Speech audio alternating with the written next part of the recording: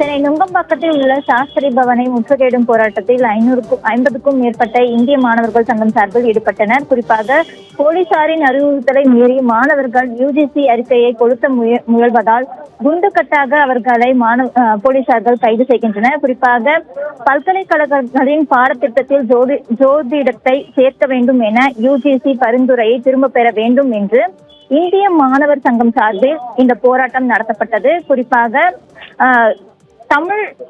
தமிழ் போன்ற மொழிகள் இடம்பெறாதது, சமஸ்கிருதம் என்பது அனைவரும் கற்கக்கூடிய மொழியாக இருந்து வருவதில்லை என்று இந்த போராட்டத்தை இந்த அறிக்கையை திரும்ப பெற வேண்டும் என மாணவர்கள் சங்கம் சார்பில் கோரிக்கை வைக்கப்பட்டது. இது தொடர்பாக 100க்கும் மேற்பட்ட மாணவர்கள் சென்னை சாஸ்திரி பவனை முற்றுகையிட்டு போராட்டத்தில் ஈடுபட முயன்றனர்.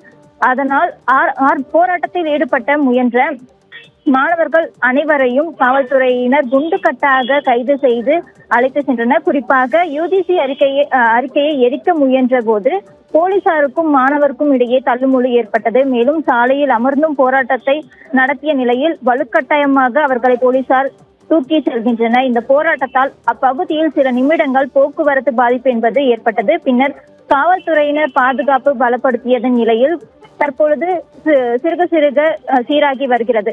மேலும் குறிப்பாக ஜோதிடத்தை இதில் சேர்க்க கூடாது என இவர்கள் போராட்டத்தை முன்னெடுத்து வருகிறார்கள்.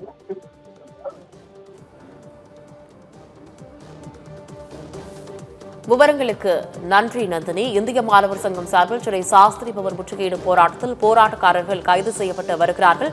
அதன் காட்சிகளை தற்பொழுது பார்க்கலாம்.